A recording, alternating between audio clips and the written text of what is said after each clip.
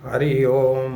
श्री हरि शरणम श्री हरि शरणम श्री हरि शरणम श्री हरि शरणम। आज श्रीमद् भगवत गीता के ब्रह्म जीव विवेक नामक अध्याय की चर्चा आपकी सेवा में प्रस्तुत है। कथा को ध्यानपूर्वक सुने। कृष्ण जी अर्जुन से कह रहे हैं कि मुझको पाता है वही जो होता निष्काम।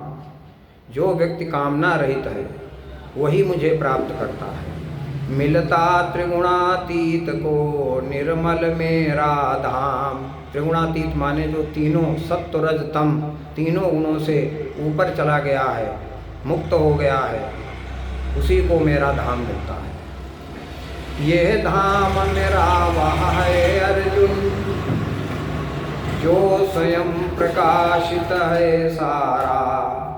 यही नहीं कि जैसे मृत्यु लोक चमके हैं सूर्य चंद्र द्वारा। यानी ऐसा हमारा ये परम धाम नहीं है कि जो सूर्य और चंद्रमा के द्वारा प्रकाशित हो, वो स्वयं प्रकाशित है। जो मेरे धाम में आ जाते वे मुझ ही से हो जाते हैं। फिर कभी न माया ठगिनी के जादू उन पर चल पाते हैं। फिर माया ठगिनी जो है इसके जादू कभी नहीं वैसे व्यक्ति पर चलते हैं। है जीव अंश सच्चा मेरा वो जब शरीर में आता है तो पांच ज्ञान इंद्रियों सहित मन को अपने संग लाता है।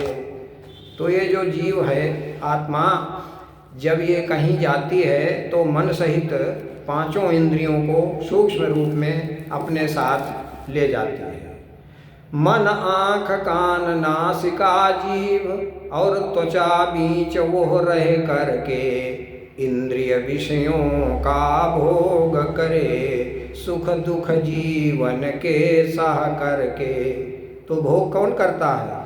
लगता है हम आप भोग कर रहे हैं, नहीं, वही आत्मा इन्हीं विषयों को इन्हीं इंद्रियों के द्वारा भोगती है।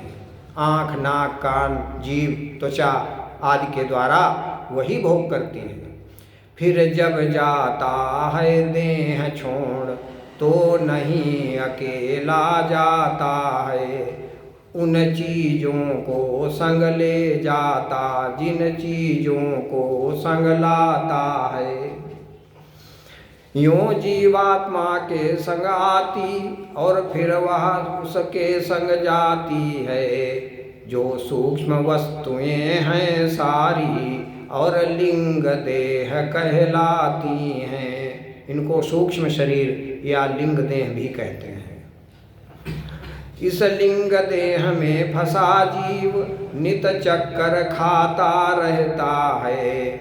84 लाख योनियों में आता और जाता रहता है। इन्हीं 84 लाख योनियों में जीव जिसके अंदर आत्मा और प्रकृति दोनों हैं उसे जीव कहते हैं। तो चक्कर खाता रहता है। गोस्वामी तुलसीदास जी भी कहते हैं कि आकर 4 लाख 84 योनि भ्रमत यह जीव अविनाशी। ये अविनाशी जीवात्मा 84 लाख योनियों में भ्रमण करता रहता है। क्यों करता है भ्रमण? फिरत सदा माया कर प्रेरा काल कर्म स्वभाव गुण घेरा। काल और कर्म की प्रेरणा से प्रेरित होकर भ्रमित होता है। कबहु करि करुणा नर देहि देत ईस बिनु हेतु सनेहि। भगवान को दया आ जाती है 84 लाख योनियों में जब ये भ्रमण करता है, क्योंकि अपने बलबूते पर ये पुनः मनुष्य शरीर धारण का अधिकारी नहीं है, क्योंकि शुभ साधन नहीं कर सकता है अन्य योनियों में। तो देत हेतु बिनु हेतु कबहु करि करुणा नर देहि, देत हेतु बिनु राम सनेही। तो भगवान इतने प्रेमी हैं, दयालु हैं, अकारण ही उसे दया जब लगती है जीव पर तो उसे पुनः मनुष्य का शरीर दे देते हैं। तो इसीलिए कहा गया है कि नर तनु भव बारिधि कहूँ बेरो। ये जो मनुष्य का शरीर है ये भवसागर पार होने के लिए बेरो माने एक जहाज है। और सन्मुख मारुता अनुग्रह मेरो, और जो अनुकूल वायु है वही हमारी कृपा है। मान लो हम किसी को शरीर दे दें मनुष्य का और कृपा न करें तो भी उसका कल्याण नहीं होगा। आपने देखा होगा समाज में बहुत से मनुष्य हैं पर वो मांस मदिरा पीकर अपना जीवन बर्बाद कर रहे हैं, सड़कों पर पड़े हैं, नालियों में, तो क्या उनका भला हो पाएगा? तो मनुष्य खाली होने से काम नहीं चलना है, कृपा भी उनकी लेनी जरूरी है। तो सन्मुख मारुता अनुग्रह मेरो, दो बातें हो गई। और तीसरी कि कर्णधार सदगुरु दृढ़ नावा, दुर्लभ साज सुलभ करि पावा। कर्णधार माने उस जहाज को चलाने वाला ड्राइवर सदगुरु होना चाहिए। तो हमारे आपके लिए मार्गदर्शक सदगुरु आवश्यक है। अगर सदगुरु नहीं है तो रास्ता कौन बताएगा कि हमको क्या आचरण करना है, कैसे चलना है? तभी ये दुर्लभ संयोग सुलभ कर पाएंगे हम आप। तीनों साधन हो, मनुष्य का शरीर हो, भगवान की कृपा हो और सच्चा सदगुरु मिल जाए, तभी कल्याण हो सकता है। तो कहते हैं कि माया के गुण जीव को यूं ही चक्कर दें। ये जो सत्व रजतम तीन गुण हैं यही हमको आपको चक्कर में डालते हैं और जन्म जन्म तक बांध कर नित वश में कर ले। जन्म जन्मांतर तक ये परेशान करते हैं। लेकिन जीवात्मा निर्मल है और मेरा अंश सुहाता है। जैसा स्वतंत्र मैं हूँ वैसा वो भी स्वतंत्र कहलाता है। वो भी परतंत्र नहीं है लेकिन हमने उसको स्वयं में परतंत्र समझ रखा है नहीं परतंत्र। जैसे परमात्मा जितनी शक्तिमान है शक्तियों में, ऐसे ही जीव भी वही चीज़ है लेकिन वो अपने स्वरूप को पहचान नहीं पा रहा है। शास्त्रों में कहा गया है कि वास्तव में जीव ब्रह्म ही है, बेपट का पट है पड़ा हुआ।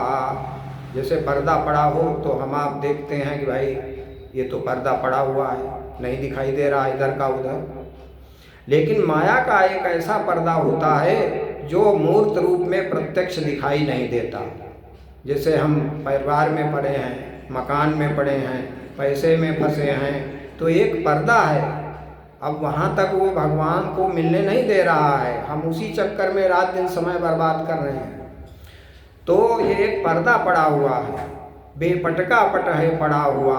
और जिस तरह मृत्तिका से घटया भूषण सुवर्ण से बना हुआ। जैसे मिट्टी से अनेक बर्तन, कुज्जा, प्याली, सुराही, घड़ा इत्यादि बनाते हैं, लेकिन क्या सब मिट्टी ही तो है? नाम अलग है, रूप अलग हो गया, वास्तव में सब मिट्टी ही है। ऐसे ही स्वर्ण की बात है, उससे अनेक आभूषण बने हैं, अंगूठी है, जंजीर है, जो भी हैं वो सभी तो सोना है, लेकिन उनको सोना कोई समझता नहीं है। यही अज्ञानता है, उधर ध्यान नहीं जाता, नाम रूप में फंस करके अपना समय बर्बाद करते हैं। तो ये भेद समझते वे ही हैं जो पुरुष विज्ञ और ज्ञानी हैं। तो ये ऊंची बात वही लोग समझ पाते हैं जो विज्ञ हैं, ज्ञानी हैं। लेकिन कुछ नहीं समझते वे जो अज्ञानी अभिमानी हैं। लेकिन जो अज्ञानी हैं और घमंडी लोग हैं वे नहीं समझ पाते हैं। निर्मल मति वाले यत्न करें तो चट यह भेद समझ जाते, पर मूर्ख यत्न करने पर भी रहते हैं नित चक्कर खाते। मूर्ख आदमी यत्न भी करे तो भी नहीं उस ज्ञान को प्राप्त कर सकता है, क्योंकि वो ज़्यादा ही काला है। अज्ञान उसके अंदर ठूस ठूस कर भरा है। जैसे तवा है तो इतना काला है तो उसको कितना ही आप साफ करिए साफ नहीं होगा। और जहाँ थोड़ी सी गंदगी लगी है उस बर्तन को आप जरा सा सफाई उसमें कर दें साफ हो जाएगा। तो ऐसे ही जो मूर्ख हैं उनका भला नहीं हो पाता है, संग करने पर भी नहीं भला होता है, शुभ काम से भी भला नहीं हो पाता है। तो जीवात्मा का सच्चा स्वरूप जिसने समझा वो छूट गया, माया के त्रिगुण विकारों का फंदा भी उसका टूट गया। तो जिसने जीवात्मा का सच्चा स्वरूप अनुभव कर लिया समझो वो बंधन मुक्त हो गया। तो ये भेद भ्रम खत्म हो जाता है कि ये गरीब, ये अमीर, ये गोरा, ये काला, ये सुख, ये दुख, ये जो हम भेद करते हैं यही बंधन है। गोस्वामी जी भी कहते हैं कि आत्म अनुभव,